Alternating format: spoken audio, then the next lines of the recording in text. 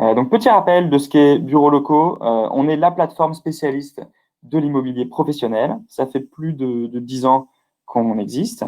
Ce qu'on fait, c'est qu'on donne à voir l'exhaustivité de l'offre en immobilier entreprise, donc bureau, commerce, entrepôt, mais aussi coworking et terrain, à louer et à vendre partout en France. Donc, on est là pour faciliter les recherches des dirigeants en mettant en relation l'offre et la demande sur toutes les surfaces et sur toute la France. Et ce qu'on fait en parallèle, c'est qu'au-delà de mettre à disposition toute l'offre, on a mis en place des parcours qui permettent d'identifier les meilleurs conseils spécialisés pour chaque projet d'immobilier entreprise. Donc, ça peut être évidemment des projets preneurs ou acquéreurs, mais aussi bailleurs ou vendeurs. On est également présent côté propriétaire. Quelques chiffres maintenant. On a 55 000 annonces immobilières en ligne. Donc, ça a été en très forte hausse. Récemment, on a vraiment pris au moins 20% d'hausse du volume d'annonces avec l'arrivée sur le marché de nombreux actifs et beaucoup d'offres à la location qui sont arrivées. Alors que côté demande, c'est vrai que ça a augmenté plus vite côté vente. Donc, pour les commercialisateurs, c'est vrai qu'il y a une vraie tension à la vente sur Bureaux Locaux. Si vous avez des biens en portefeuille à vendre, c'est le moment. On a 1000 clients annonceurs et 10 000 transactions récentes parce que pour nos partenaires agents, nous ne sommes pas seulement un outil de diffusion d'annonces, mais on est aussi un promoteur de leur expertise. Et quoi de mieux que le track record pour démontrer l'expertise de nos agents. Donc, les ventes et locations récentes sont également recensées sur Bureaux Locaux et sont utilisées dans le cadre de nos parcours qui permettent de mettre en relation le meilleur agent avec le bon utilisateur. Donc, on a cette double compétence en interne qui est liée à la transaction de l'immobilier d'entreprise, où on va analyser les comportements des utilisateurs et bien comprendre le marché. Et d'autre part, on a une vraie équipe technique en interne, environ 10 personnes, qui innovent en permanence. Et qu'est-ce qu'ils font ? Ils lancent des nouveaux produits. En l'occurrence, le dernier produit lancé, on va dire, c'est ce petit estimé que vous voyez tout en haut de la page Bureaux Locaux, et qui est également disponible sur notre page d'accueil. Donc, de quoi s'agit-il ? C'est un outil de préestimation qui a pour objectif de donner une première indication d'un loyer ou d'un prix de vente. C'est disponible pour les bureaux et maintenant c'est disponible pour les entrepôts et les locaux d'activité. En fait, on va vous donner une fourchette, une première indication de prix ou de loyer, et simultanément, on va identifier les professionnels les plus adaptés avec la préestimation réalisée par l'utilisateur. Donc, on essaye de présenter une fourchette cohérente et surtout de suggérer des professionnels pour affiner le projet. On sait que l'estimation, c'est un sujet fin, donc on n'est pas du tout, on fait pas du tout de l'expertise immobilière qui serait certifiée RICS ou quoi que ce soit. Nous, on fait avec les données qu'on a et avec l'expérience qu'on a du marché. On sait où on est bon et où doit s'arrêter notre mission. Donc, on donne une première indication et on suggère les professionnels. Donc, c'est un vrai outil de captation de mandat pour nos partenaires qui commence à bien prendre. En Ile-de-France, petit zoom avant de commencer vraiment le point marché, on a plus de 300 clients annonceurs et 23 000 annonces immobilières en ligne. Ce qu'il faut retenir, c'est que ça représente à peu près, et sur tous les chiffres que vous voyez à l'écran, à peu près 40% du trafic et de l'activité de bureaux locaux est en Ile-de-France.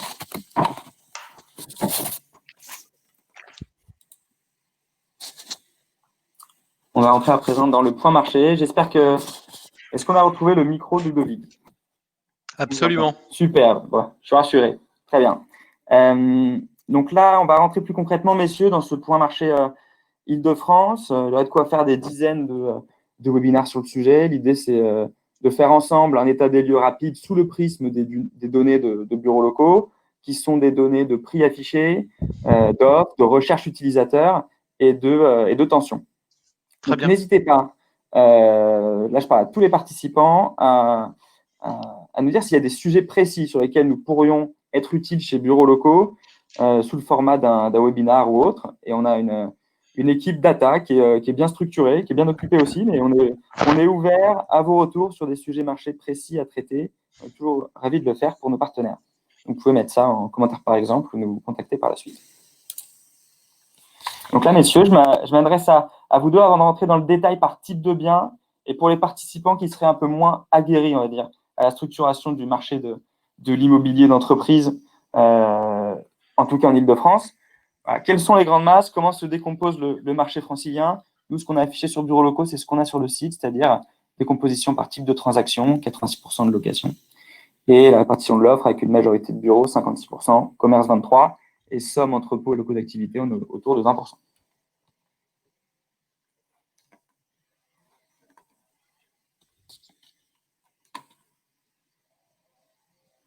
Messieurs, est-ce que je vous ai perdu, Ludovic? Ah non, pas du tout, excuse-moi, C'est bon. Antoine. Donc, oui, effectivement, ça reflète assez bien aujourd'hui la structure de notre marché, où on peut évaluer à peu près à 54 millions le volume du parc tertiaire en Île-de-France, qui est un des plus gros parcs tertiaires. Il faut savoir qu'il est même supérieur à, par exemple, à une ville comme Londres. Je crois que ça doit être le troisième plus grand parc tertiaire au monde, qui est situé en Île-de-France. Sur la partie location-vente, je pense qu'on est assez proche effectivement de la réalité des transactions qu'on peut voir sur le marché. Pour mémoire, hein, le marché francilien fait dans une année classique environ 2 200 000 mètres carrés de transactions, dont on peut dire il y a environ entre 10 et 15% qui se réalisent dans le cadre d'une vente. D'accord. Pour la partie activité, c'est légèrement différent. Les volumes transactés hors grands entrepôts logistiques, c'est à peu près 900 000 mètres carrés par an.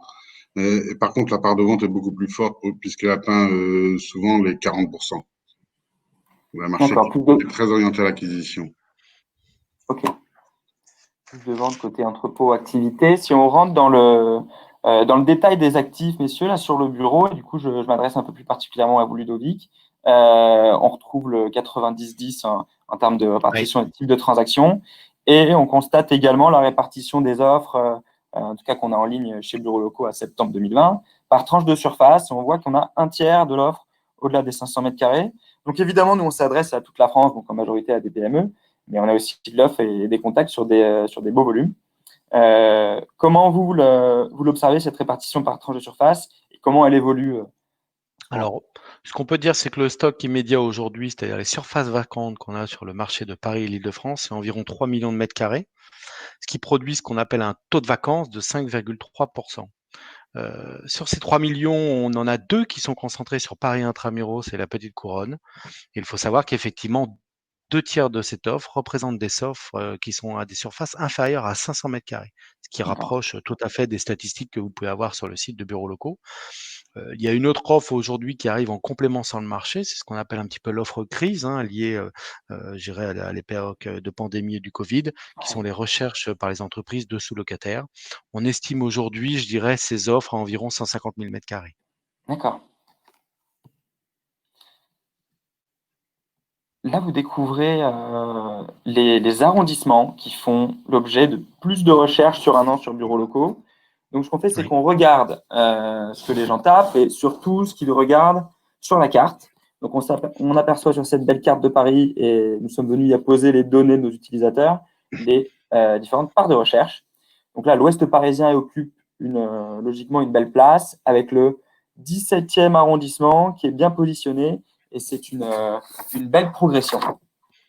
Mais Ludovic, je veux plutôt vous faire réagir sur la carte suivante, qui est, parce qu'au-delà de la vision par arrondissement, qui parle aux Parisiens et notamment sur le marché, sur le volet résidentiel, on a voulu doubler notre analyse des recherches des internautes sous le prisme des cartes Imostat.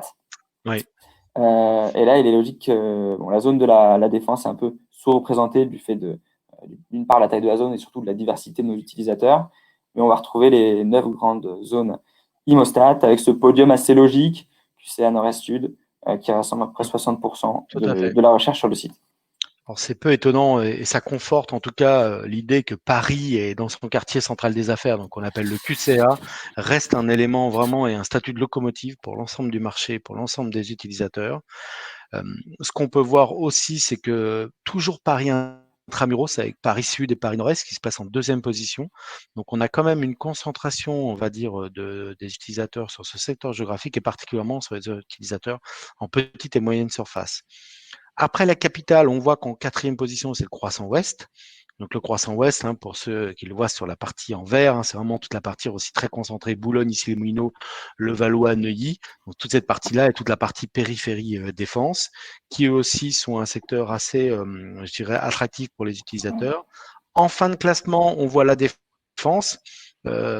C'est aussi un paradoxe. En fait, c'est lié à deux choses. La première, la défense est un marché qui offre peu de petites surfaces et c'est plutôt un marché de grandes transactions qui est peut-être moins la typologie propre des annonces passées sur bureaux locaux.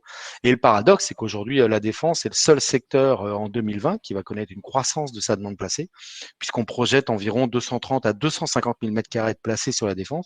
Et il va être le secteur qui va peut-être atteindre son record historique de 2016, qui était de 280 000 mètres carrés. Donc pour la défense, c'était la demande placée qui était effectuée avant cette crise ou c'est une tendance à la Non, au demande cours, qui c'est une continue, qui est en tendance cours? à la demande de grandes transactions, dont une majeure qui est celle de Total, et Oui, 3-4 grandes transactions qui arrivent aussi sur le marché de la défense, qui a cette capacité à attirer les grands utilisateurs, car il possède l'offre. d'accord. Bah, on a regardé à l'échelle de Paris et sa petite couronne l'équilibre entre les parts de recherche que vous voyez là à l'écran. On va regarder le même classement et on y a posé aussi les parts d'offres disponibles sur notre site pour avoir une première idée de la tension, en tout cas celle qu'on constate sur bureaux locaux. Donc ce qu'on voit, c'est qu'il y a une tension relativement forte sur les zones du podium, donc QCA, Nord-Est et Sud. Paris Centre-Ouest aussi, englobant le 17e, 16e arrondissement notamment. Pour les autres zones, on n'a pas d'asymétrie entre on va dire, les parts de recherche et les parts d'offres. Parmi vos équipes bureaux, comment vous évaluez cette tension et où on est, parce que j'imagine que c'est le corollaire, où on en est en termes de taux de vacances au sein. Absolument. Alors, c'est tout à fait le reflet du taux de vacances, puisque je vous rappelle, Paris aujourd'hui, au sens large, a un taux de vacances de 2,8%. Et dans le secteur du central QCA, on est même inférieur à 2%. Donc on est vraiment dans un marché sous tension, compte tenu de la rareté de l'offre à court et moyen terme. Et on voit quelque part un secteur très plébiscité par les utilisateurs. Idem dans la partie sud et est de Paris, sur lequel on n'a pas énormément de livraisons à venir, qui pourraient être susceptibles d'inverser cette tendance. À l'inverse, sur des secteurs plus équilibrés comme le Croissant Ouest, le Première Couronne Nord ou même la Défense, là on assiste effectivement à une baisse tout de même du volume de la demande placée dans l'exercice 2020. Il y a une remontée d'offres et de livraisons. Donc là, effectivement, on va certainement dans certains secteurs dépasser les 10 voire les 15% de taux de vacances sur certains secteurs, ce qui ne sera pas sans influence sur les valeurs locatives et les mesures d'accompagnement dont on va parler un petit peu plus tard. Ouais. Typiquement, la défense, ce serait de l'ordre de 15%, la vacance que vous projetez?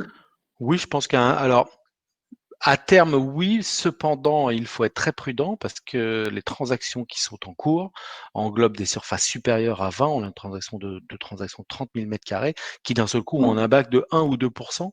Donc, il y a un ouais, ouais. discours assez commun de dire la vacance de la défense va dépasser les 15, va atteindre les 20%. En réalité, une très belle transaction leur fait descendre directement de 1 ou 2%. Donc, sur la Oui, défense, je pense que le comparable avec un Paris QCA qui est essentiellement composé d'offres inférieures à 15 000 mètres carrés est assez difficile. oui. On a Oui, en déjà termes de connu cette sensibilité au situation. volume, ça n'a rien à Absolument. voir, quoi. Bah, ça n'a rien à voir. Exactement. C'est le bon Ça terme est marche. celui-ci, Antoine. Sensibilité au volume n'est pas du tout du même équilibre. On va regarder en effet les loyers maintenant. Donc nous, la donnée qu'on a sur bureaux locaux, ce sont les loyers affichés de bureaux qui sont basés sur les annonces publiées sur notre site. Et on analyse chaque année des centaines de milliers d'offres. On a beaucoup d'informations sur les marchés principaux. Et sur le podium, on retrouve bien évidemment le 8e, suivi du 2e et du 3e arrondissement.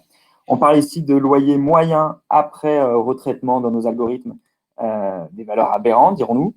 Mais on ne parle pas de loyer prime. Est-ce que c'est le podium que vous imaginiez et où on en est sur le loyer prime parisien? Alors oui, on est tout à fait dans le podium qu'on imaginait. À nouveau, hein, on revient sur la loi de l'offre et la demande. Peu d'offres, beaucoup de demandes. Les loyers restent stables, voire augmentent. Ce qu'on peut assister effectivement, c'est que même les transactions locatives aujourd'hui qui sont exercées sur les secteurs donnés à 8e, 2e ou 3e sont supérieures au loyer que vous indiquez moyen. Donc on a Mmh. plutôt une très belle tenue des loyers. Il est clair par contre que la partie loyer prime, notamment sur Paris QCA, va, compte tenu de notre environnement actuel, être amenée à ne plus augmenter. On a atteint des valeurs record à plus de 900 euros du mètre carré, qui aujourd'hui vont certainement se stabiliser ou légèrement baisser en termes de loyer prime sur Paris. D'accord. Mais aujourd'hui, on n'a pas d'inflexion des valeurs en petite moyenne surface sur l'ensemble des arrondissements de Paris. Donc, je dirais D'accord. voilà, petit tassement de la valeur prime, un arrêt de progression, une petite révision à la baisse, mais assez légère. On a aujourd'hui encore des discussions à plus de 900 euros sur ce marché-là. D'accord. Et on va avoir à peu près la même analyse côté périphérie, petite couronne. Oui. On remarque sur un an qu'il y a une tendance quand même à la hausse des loyers affichés de bureaux, même si on va voir après que on va dire que au moins cette hausse s'est arrêtée ces derniers mois. Nous avions moins de données auparavant du côté de Saint-Ouen, donc on n'affiche pas de progression à l'écran, mais on imagine qu'elle est importante parce que se place déjà entre Courbevoie et Rueil. Donc là, même question, Ludovic, est-ce que c'est ce que vous observez en termes de prix pratiqués? Là, on est encore sur le loyer moyen, encore une fois. Et du coup, sur le loyer prime, qu'est-ce que vous observez en première couronne? Alors oui, c'est assez proche des loyers pratiqués. Ce que je peux dire, c'est que sur Neuilly-sur-Seine, on est plutôt sur une valeur moyenne de transaction autour des 550, le Valois-Prairie 380 et si les Moulineaux 340. Donc on est quand même relativement proche de ce que vous Mhm. indiquez. Aujourd'hui, pas de pression sur ces valeurs-là, actuellement en tout cas. Je pense que l'influence que va avoir la valeur va être l'arrivée d'offres plus importantes, notamment sur les marchés type la Défense ou périphérie Défense, où là, effectivement, cette arrivée d'offres va avoir certainement un petit recul des valeurs de présentation des immeubles. D'accord. Nous, sur l'évolution des loyers de bureaux, on regarde avec beaucoup d'attention cette donnée. Et chez Bureaux Locaux, on a des éléments tangibles sur le volet loyer affiché, encore une fois. On a regardé les niveaux des loyers des nouvelles mises en ligne après le confinement. Et on regarde comment ça se situe par rapport au loyer moyen qu'on observait avant le confinement. Donc, ce qu'on constate, c'est qu'on est assez stable pour trois marchés principaux que sont Lille, Nantes et Paris. Là, Paris, en l'occurrence, on parle vraiment de Paris 75 et non pas Île-de-France. Et là, c'est notre dernière analyse à septembre 2020. Donc, ça peut être qu'il y a beaucoup de facteurs, mais globalement, ce n'est pas un hasard qu'on observe à l'échelle du territoire un premier signal baissier. L'inverse aurait été quand même un peu plus étonnant. Je vais plutôt vous demander de réagir sur ce visuel qui porte uniquement sur l'Île-de-France, où on aperçoit Paris comme un îlot de stabilité dans une Île-de-France qui enregistre en tout cas, en termes de loyer affiché, encore une fois, un premier signal baissier. Donc, à prendre avec des pincettes, c'est une première lame d'analyse, mais il faut considérer aussi les négociations, les éventuelles mesures d'accompagnement qui sont mises en place. Oui, on voit ce slide reflète tout à fait les propos qu'on a dit précédemment, une stabilité de Paris liée à une forte demande et une offre qui est pas très croissante. Ce qu'on peut dire sur Paris en termes de mesures d'accompagnement aujourd'hui, il y a une amplitude assez large. On est sur le marché d'Île-de-France, donc je vais essayer de le séquencer. Paris, on est en termes de pourcentage de mesures d'accompagnement. Je rappelle juste, mesures d'accompagnement, c'est tout ce qui est franchise de loyer ou participation aux travaux. On est autour de 11 et 14% sur Paris. Sur la partie boucle croissant ouest, on va dire qu'on est plutôt entre 20 et 25% de mesures d'accompagnement ainsi que sur la boucle sud. De manière plus proche de la défense et de la périphérie, on est aujourd'hui plutôt autour de 25 à 30% en termes de mesures d'accompagnement. D'accord, donc 25-30%, il faut le comprendre, c'est à peu près, ça fait quoi? Ça fait 2 mois par année, par Oui, ferme, par voire un exemple, petit sur la peu plus. franchise? Oui, c'est un peu plus sur les parties périphérie défense. Tout à fait, c'est ça. Après, la baisse des valeurs que vous commencez à observer sur les loyers, effectivement, en périphérie, c'est le reflet de ce qu'on disait, un peu plus de tension, car moins de demandes et de l'offre qui arrive. Donc un petit rééquilibrage, on va dire, sur les loyers de présentation. Oui, oui. Encore une fois, c'est à prendre avec des pincettes dans la mesure où ça peut être lié à d'autres facteurs, comme notamment la qualité des biens qui sont mis en ligne. En revanche, Oui, je suis d'accord avec toi, Antoine, mais c'est quand même et vu le ce qu'on volume, remarque aujourd'hui. ouais. Oui, c'est assez les nouvelles mises en commercialisation. Dès l'instant qu'on est en dehors de Paris, il y a effectivement des réflexions pour avoir un loyer facial de présentation qui est un peu inférieur à celui qui était avant Covid.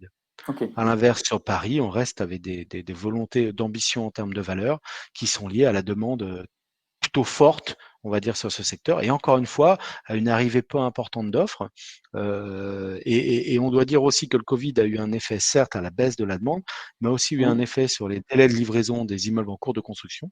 Ce qui veut dire que quelque part, on avait un afflux d'offres qui devait être livré en 2021, dont une grande partie sera livrée en 2020, dont une partie va être livrée en 2021.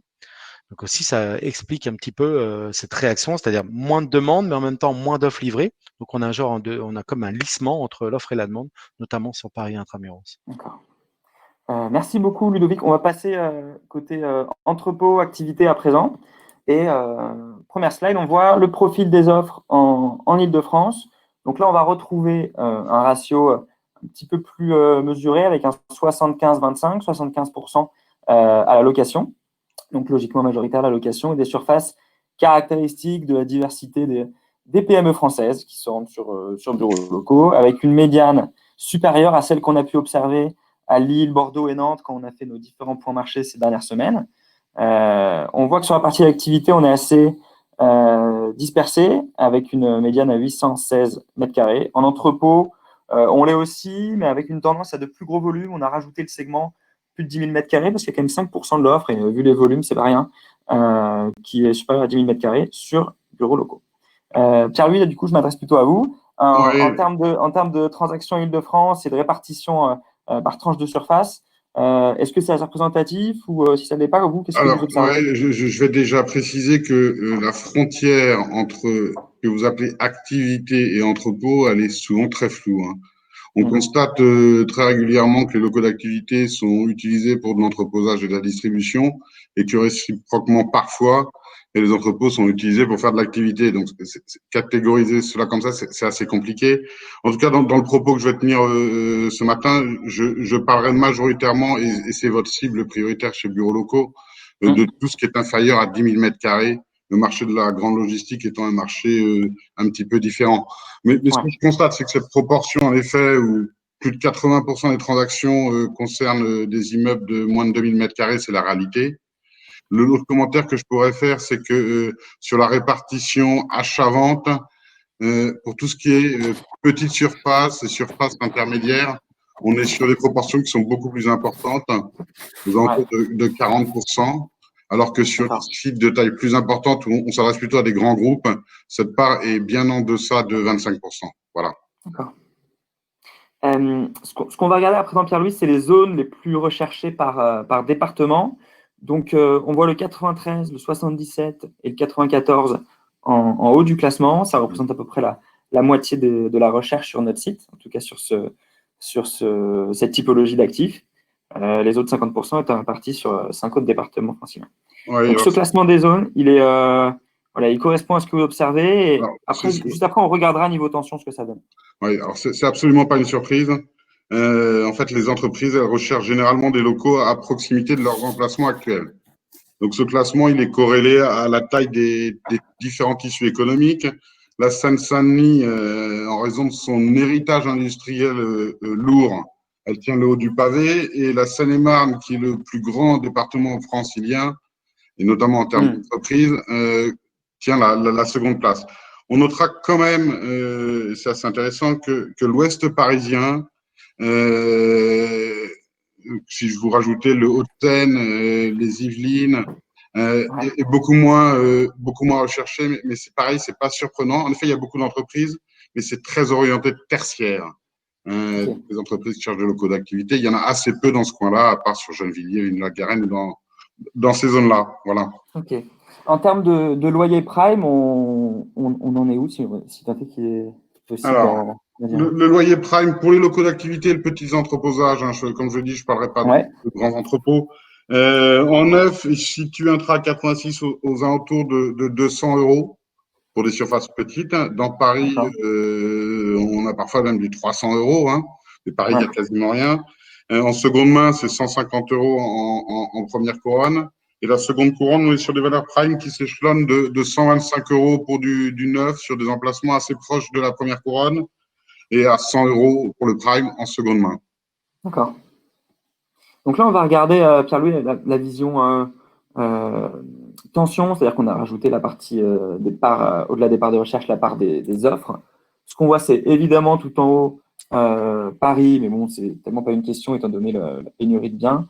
Et ensuite, je vous laisse commenter, mais on aperçoit un peu, au regard de ce que vous venez de dire, deux grands blocs, quoi. Alors, oui, oui. Alors, ce slide est tout à fait représentatif de la singularité de ce marché, pour différentes raisons dont je reparlerai juste après. Le marché des locaux d'activité, il est sous offreur depuis au moins 5 ans.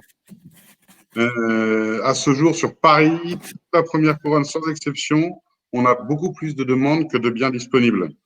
Et la crise actuelle, de ce qu'on commence à voir, elle a un effet uniquement sur la seconde couronne et de manière très légère.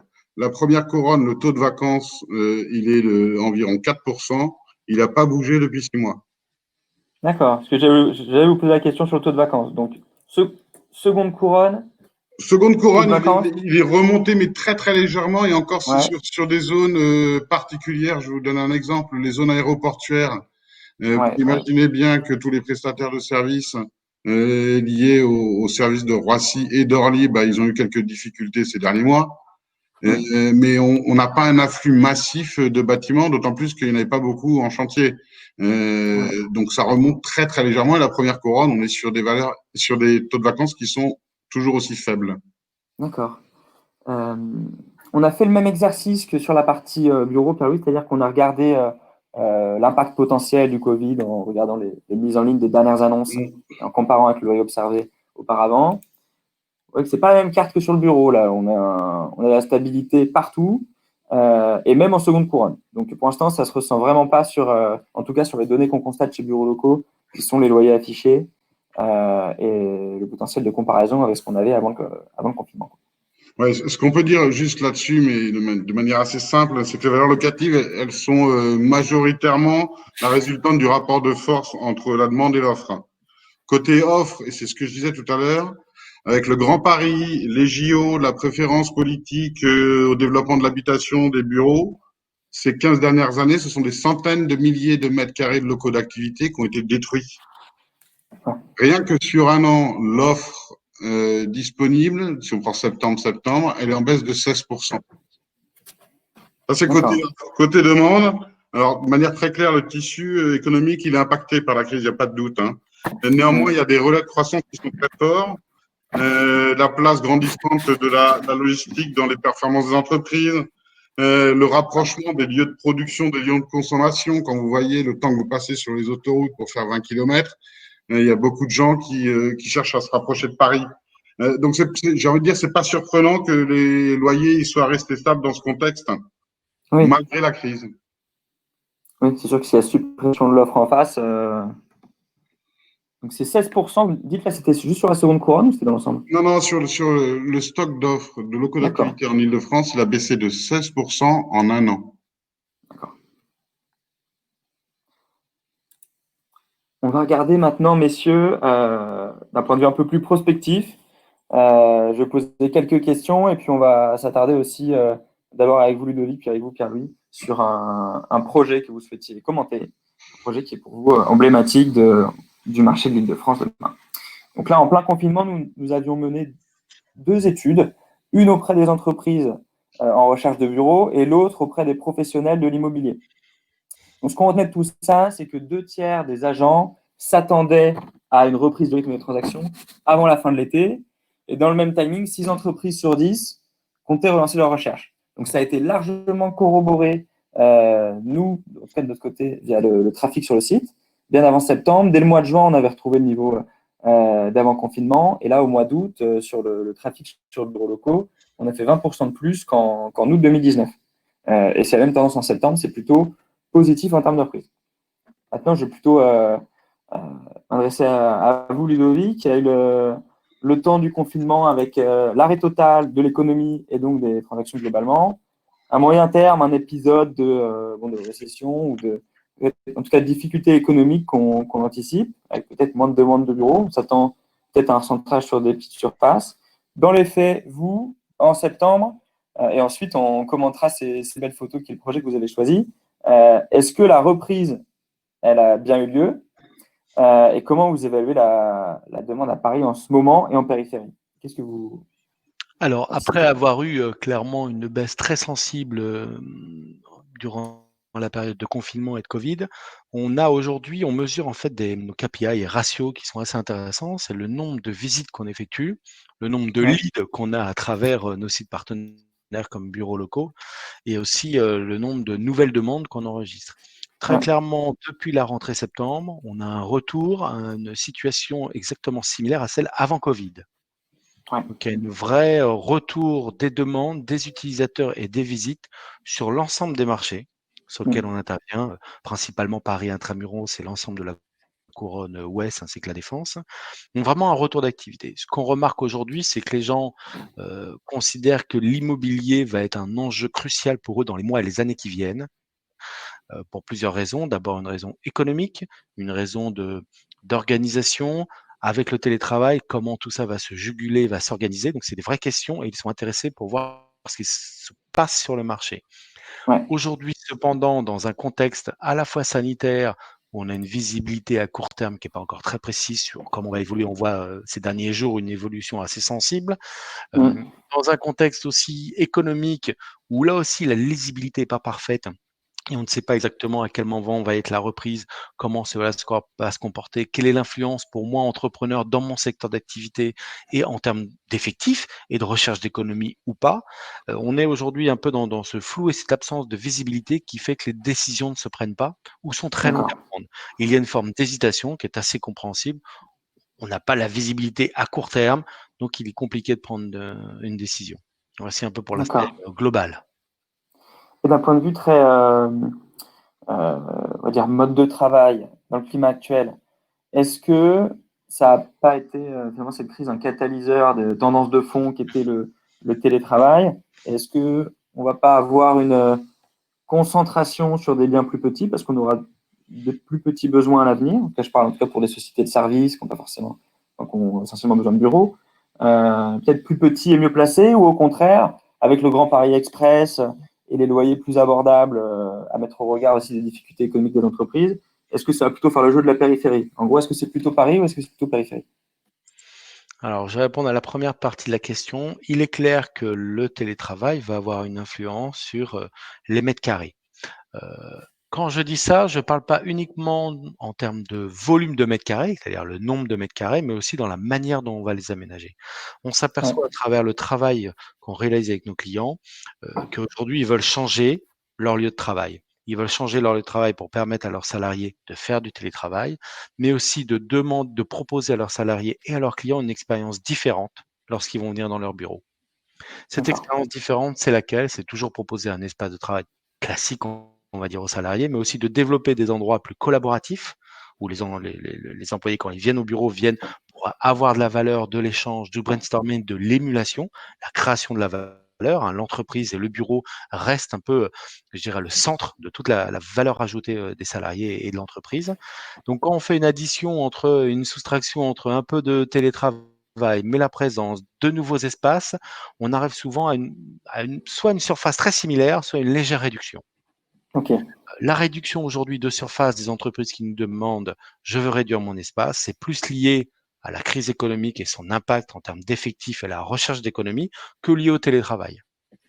D'accord. Ensuite, pour répondre à l'autre question, je pense que le Grand Paris Express, son idée, son ambition, c'était vraiment de desserrer un peu l'Île-de-France en développant un réseau de transport en commun sur la 12e couronne pour casser un peu l'effet centripète de Paris, c'est-à-dire vous deviez rentrer dans Paris pour aller à une autre seconde couronne. Euh, Ce Grand Paris Express va vraiment favoriser l'échange de banlieue entre banlieues, on va dire, Mm. de manière très forte. Je pense que le premier impact va être surtout résidentiel. C'est-à-dire que ça va permettre effectivement aux gens de trouver des endroits pour se loger qui vont être plus simples, au lieu d'avoir un marché, je dirais, très centré sur Paris et sa petite couronne. À l'inverse, en termes de secteur tertiaire, je n'imagine pas l'émergence de nouveaux secteurs tertiaires en dehors de ceux qui sont existants et éventuellement D'accord. plutôt le développement de ceux qui sont déjà existants à l'image de la Défense ou de Saint-Denis au nord. Si je Ok. prends un exemple sur le pôle tertiaire du sud, on ne sait pas exactement si c'est le centre, c'est Massy ou Vélizy, et à l'est, je pense qu'il y a encore tout à créer. Donc je pense que Ouais. l'influence est plutôt pour les déplacements interbanlieues et sur l'aspect résidentiel, plus que sur une influence de création de nouveaux sites tertiaires. D'accord. Et si on parle vraiment bureau, Vous, la demande placée, vous avez une idée de la projection à 2020 et 2021? Alors oui, sur 2020, on a une première projection. On estime que la demande placée cette année va être échelonnée entre 1,3 million et 1,5 million de mètres carrés. Ce qui quand D'accord. même représente une chute relativement importante d'environ 40% en moyenne par rapport à l'an dernier. Ouais. Sur 2021, on est sur une estimation autour de 1 700 000 mètres carrés. Cette Ouais. estimation, on la revoit très souvent. Elle est difficile à établir. Les Ouais. prévisions de croissance économique récemment ont un peu été revues à la baisse ou du moins un peu décalées en termes de temps.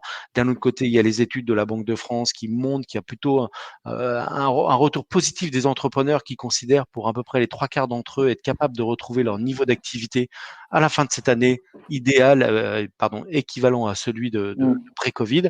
Voilà, assez dur. D'accord. On est sur 1,7 million. Voilà, avec, on espère effectivement une fin ou une sortie de crise pour 2022. D'accord. Et un retour au-delà de la barre des 2 millions, plutôt pour 2022. Oui. Ok.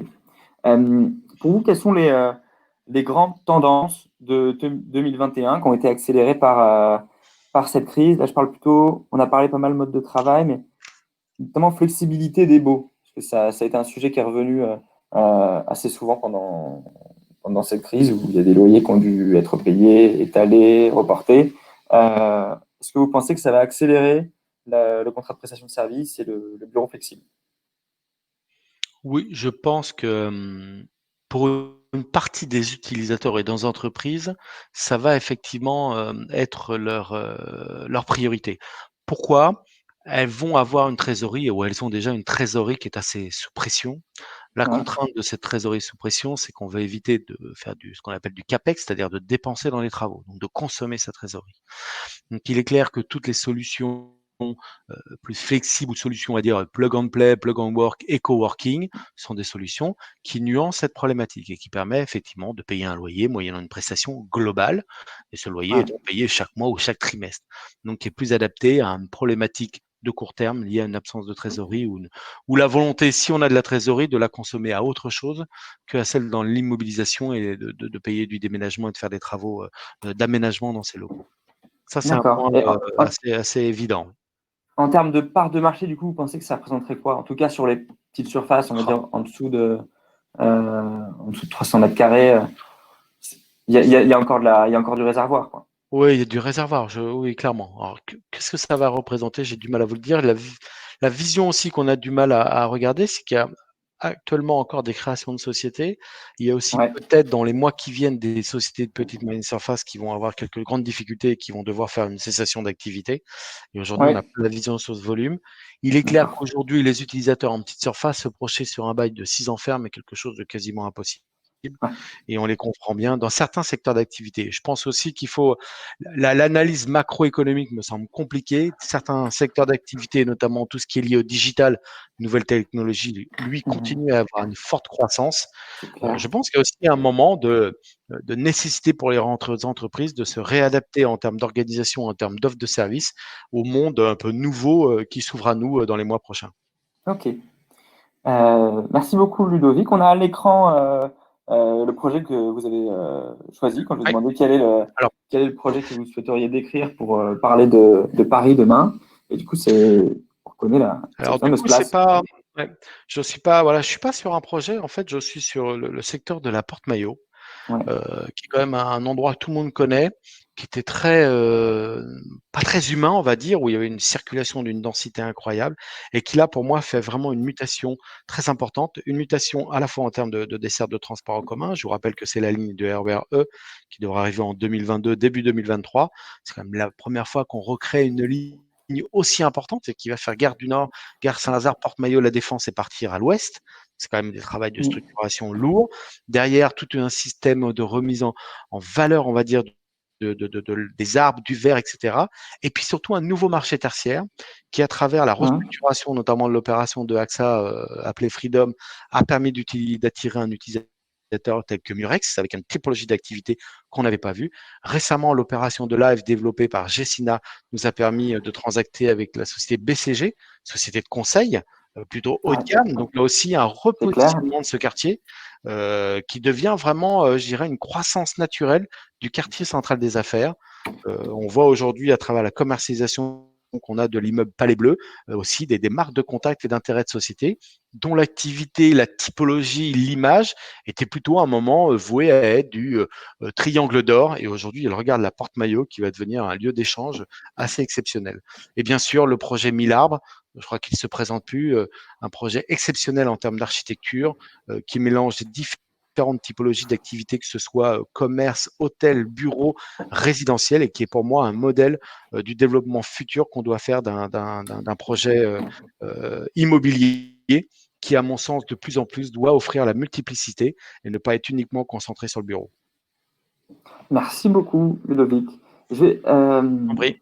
passer la parole à Pierre-Louis pour parler un peu de la même manière des perspectives côté entrepôt et activité. Donc, on en parlera juste après. On voit que ce n'est pas forcément un projet immobilier qu'on a affiché. Donc, Pierre-Louis, vous nous direz juste après pourquoi vous êtes Bon, orienté très je vais vous le mobilité. dire maintenant, même si ça fera l'objet aussi un peu de ma conclusion, c'est que un des sujets clés dans les années à venir, avec tout ce qui se passe en ce moment, c'est la façon dont on va pouvoir adapter nos modes de livraison à toutes les contraintes écologiques et urbanistiques. Voilà, j'en reparlerai en conclusion, mais c'est un vrai sujet. Ça marche. Du coup, un peu comme pour Ludovic, je vais vous poser la question sur la reprise de l'activité. Alors, Entrepôt, locaux d'activité, ces derniers mois, jusqu'à où après on est descendu? Est-ce qu'on a vraiment été épargné, voire boosté par le e-commerce? Comment vous appréciez ça? alors, je vais vous dire, comme l'ensemble du marché immobilier, pendant le confinement, on a connu un coup d'arrêt. Je vous ai cité tout à l'heure l'exemple des zones aéroportuaires, mais tous les gens qui travaillent avec les palais des expos et ces choses-là vivent les mêmes difficultés. Hein. Donc, en effet, le e-commerce, pour revenir dessus, le phénomène, il n'est pas nouveau déjà. C'est-à-dire qu'on en parle maintenant parce que la tendance s'est accélérée, mais c'est un mouvement de fond qui drive notre marché depuis maintenant de nombreuses années. Et je veux dire, l'adoption, elle est beaucoup plus forte. L'autre sujet qui est mis en valeur par cette crise, c'est la forte nécessité de rapprocher les lieux de production des zones de consommation. Et ça aussi, ça drive fortement nos métiers de l'activité de la logistique. Il n'en demeure pas moins qu'on constate depuis maintenant, les mai, juin, juillet sont été des excellents mois. Septembre part très bien aussi en termes de demande exprimée, mais ça concerne encore majoritairement les PME, PMI qui se sont très rapidement remis sur le travail. Pour tout ce qui est ETI et grands groupes, on est encore en phase d'analyse, je pense. Les gens n'ont pas encore peut-être perçu toute la mesure de ce qui est en train de se passer. Mais de manière globale, on a un niveau de demande, surtout sur les surfaces petites et moyennes, qui est excellent. Hein. Il est au même niveau que celui de l'année dernière. Donc ça s'adapte très vite. D'accord. Là, la demande placée 2020, en tout cas sur petite surface. Alors non, mais de manière générale, on estime qu'on va avoir une baisse, puisqu'on a quand même eu un trimestre mort, entre guillemets. On va avoir une baisse aux alentours de 25%. Notre département d'études estime qu'on transactera 600 000 au lieu de 900 000 cette année. Voilà, mais qui est plutôt un effet report sur l'année prochaine. C'est ce qu'on croit. C'est ce qu'on croit. Je pense que l'année prochaine, on verra ce qui se passe en fonction de la réaction des grands groupes. Ouais, d'accord. Concernant du coup les tendances e-commerce, logistique dernier kilomètre, on en parlera juste après en conclusion. Non, mais je peux déjà vous en reparler. Ouais, allez-y. Ouais, dites-moi. Donc, ce qui est très, très clair, c'est que les besoins liés à la logistique du dernier kilomètre, ils sont très forts. On a tous les jours au téléphone, que ce soit des grands acteurs de la distribution ou des grands acteurs même du commerce, qui nous interrogent sur ces sujets-là. Donc, il y a beaucoup d'entreprises qui vont accélérer les mutations qu'elles avaient déjà en réflexion. Donc, ça, je pense que ça va driver le marché des 6, 12, 18 prochains mois de manière très puissante.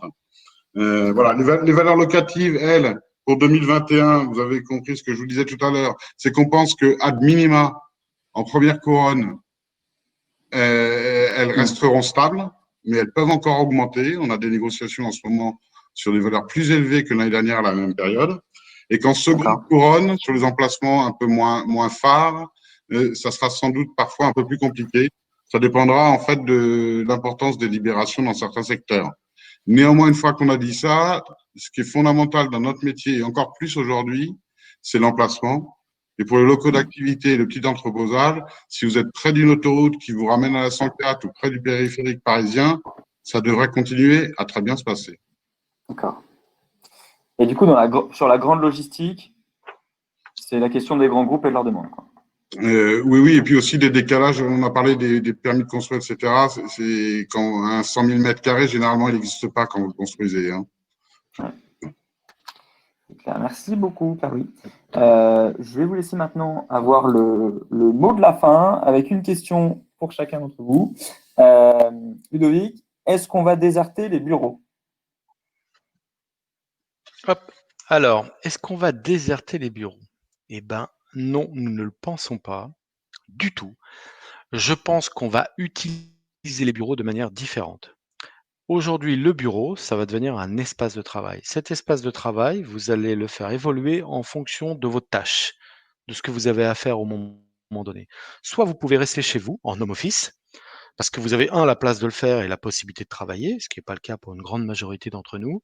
Et donc, vous avez une tâche à réaliser qui peut se passer sur un bureau chez vous, sur la table du salon. Ensuite, vous allez avoir un autre endroit où vous allez avoir besoin de voir vos collègues parce que l'échange, le besoin d'information, le côté social est très important. Donc, vous allez aller dans votre entreprise pour trouver cet espace collaboratif. Puis ensuite, vous allez avoir besoin aussi d'un espace pour rencontrer vos clients. Parce que quand vous avez besoin de vendre un produit, quand vous avez besoin de présenter une prestation ou un savoir-faire, quoi qu'on en dise, par Teams, c'est quand même pas le sujet le plus pratique. On a envie de voir les gens et de leur proposer nos prestations. Donc, vous allez attendre un espace, là où il y a les locaux, d'expérience client. Et je pense que c'est cette mutation auquel on va assister. C'est un changement de la configuration des locaux, où à un moment, on a eu l'époque des bureaux cloisonnés il y a 15 ans. Ensuite, on a eu l'époque des open space. Là, récemment, on est passé sur des open space flex dense. On va rester sur une partie de flexibilité parce qu'on aura moins de collaborateurs assis et tous les jours au bureau. Par contre, ils viendront au bureau, ils viendront dans l'espace collaboratif, ils viendront dans l'espace de salle de réunion. C'est vraiment vers ça qu'on se dirige. Et l'entreprise aujourd'hui, après avoir dit, tiens, télétravail, on va faire du home office, etc., on a vu quand même pas mal de sociétés qui étaient passées par des exercices de flex ou de télétravail, qui disent aujourd'hui très clairement, les JP Morgan, les Google, les IBM sont très revenus en arrière, ou les Accenture sont revenus en arrière en disant il faut quand même faire revenir les salariés à l'entreprise pour avoir cet esprit d'identité, cet esprit d'appartenance, cette émulation et cette motivation. Donc c'est vraiment une adaptation de lieu et donc une adaptation des bureaux à ces différents usages. L'autre élément aussi, je pense que la partie sanitaire va demander en tout cas aux promoteurs et à la promotion au sens général de réfléchir sur la qualité des immeubles qui sont produits, à la fois en termes de développement durable, mais aussi en capacité de renouvellement d'air et de qualité de l'air importé dans les locaux. Et ensuite, je dirais le troisième sujet, il ne faut pas confondre, je pense que le Covid a montré que le télétravail était possible et donc va vraiment muter notre façon de travailler. Par contre, je pense que c'est la crise économique qui va certainement avoir un impact sur les volumes et en tout cas peut-être le besoin des entreprises en termes de mètres carrés. D'accord. Merci beaucoup, Ludovic, pour ce mot de la fin. Et Pierre-Louis, est-ce que la crise du Covid, c'est une bonne nouvelle pour vous? Et là, pour vous, je dis plutôt votre activité que vous, personnellement, Pierre-Louis. Ouais, c'est provocateur comme question. À court terme, et surtout quand on voit les informations sanitaires récentes, cette crise, elle va impacter notre marché, hein. On ne fait pas que de la logistique du dernier kilomètre dans les locaux d'activité. Donc ça, c'est clair. Par contre, ce qui est intéressant de remarquer, c'est que parce que cette crise du Covid, elle participe à l'accélération des changements des modes de consommation. On parle du e-commerce, je vous parlais tout à l'heure du rapprochement des lieux de production, des lieux de consommation. Elle va contribuer sur le long terme à l'accélération de l'essor de cette typologie d'actifs.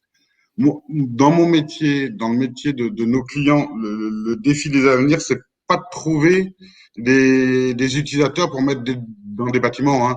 Le défi, ça va être d'être capable que les acteurs économiques, les développeurs, les investisseurs et surtout politiques soit pertinent pour permettre de créer des nouveaux lieux pour réaliser l'ensemble de ces nouvelles tâches. Et là, il y a un vrai sujet, il y a un sujet notamment écologique important, parce qu'il faut bien les amener, ces marchandises. Et je reviens sur les trois photos que vous avez mis tout à l'heure. Donc, pour moi, le vrai sujet dans notre métier de demain, c'est pas la demande, c'est l'offre. Merci beaucoup. Je vous remercie une nouvelle fois, messieurs, de nous avoir accompagnés pour ce point marché. C'était un plaisir de vous avoir pour commenter le marché au regard, sous le prisme des informations qu'on a, nous, chez Bureaux Locaux. Pour tous ceux qui ont participé ou qui souhaiteraient avoir plus d'informations sur Bureaux Locaux, devenir partenaire, je vous laisse nos contacts. Je vais revenir sur cette page tout à l'heure. Comme ça, vous verrez tous les contacts. Sinon, n'hésitez pas à mettre un petit message dans le chat. Notre prochain webinaire du vendredi sera dédié aux avis clients. Et je vais vous trouver le lien tout de suite pour le mettre en commentaire. Hop.